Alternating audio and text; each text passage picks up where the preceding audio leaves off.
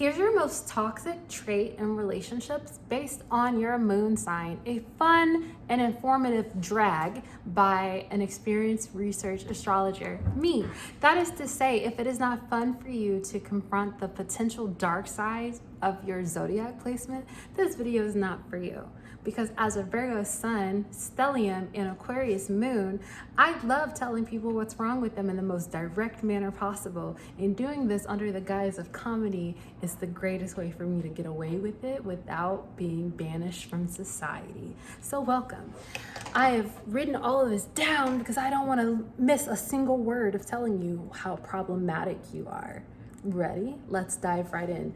Oh, and if you're new here and you enjoy learning more about astrology, or you enjoy watching people apply astrological information in a practical way, that's what we do here. Hi, I'm KadyRoxz. I am a musician and research astrologer, and you can subscribe if you'd like to learn more. Okay, starting with the moon in Aries. People who came over from TikTok know how I feel about Aries people. So, moon in Aries. You have emotional outbursts, sometimes in secretive and malicious ways because you can't confront the darkness of your own nature. Everyone's not out to get you just because they offended you without apologizing. Sometimes people just don't understand your ever-changing emotional needs that you don't communicate. Moon in Taurus. Sometimes you're emotionally overindulgent.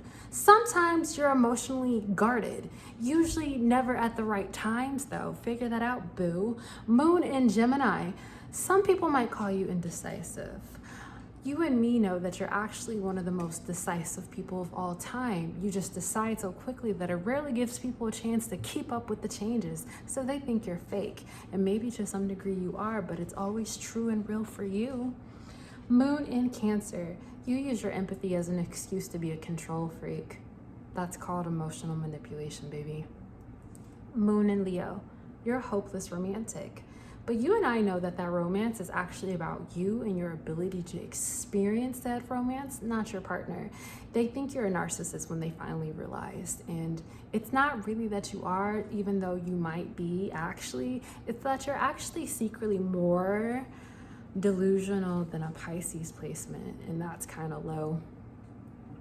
Moon in Virgo.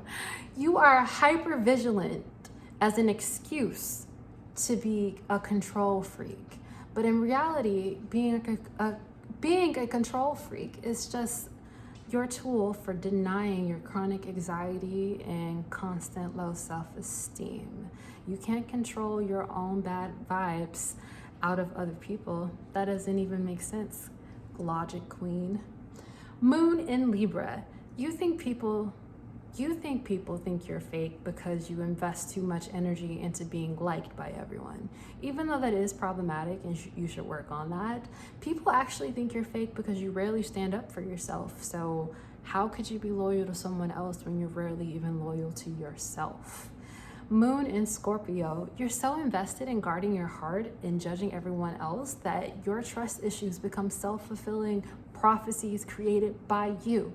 But hey, at least you get to be cool and mysterious and the one that's always right. Moon in Sagittarius. You secretly have anger issues. You hide this under the guise of being super enlightened, but when the world doesn't match up to your perception, you become an intolerant prude. Moon in Capricorn. You use being a control freak to hide the fact that if the wrong person were to get close to you, you'd end up devastated because you give whoever you love the world. So you push everyone away just in case, and you use your career and ambitions to save face. Moon in Aquarius. You pretend to be rational, objective, and unbiased, but it's just a coping mechanism to defend yourself from the fact that no one cares enough to validate your emotions, or at least that's the story that you've told yourself since childhood. Moon in Pisces, sweet baby. It's not that you're delusional. I mean, you are, but that's not the real problem. It's that you have a better grasp on reality than most people.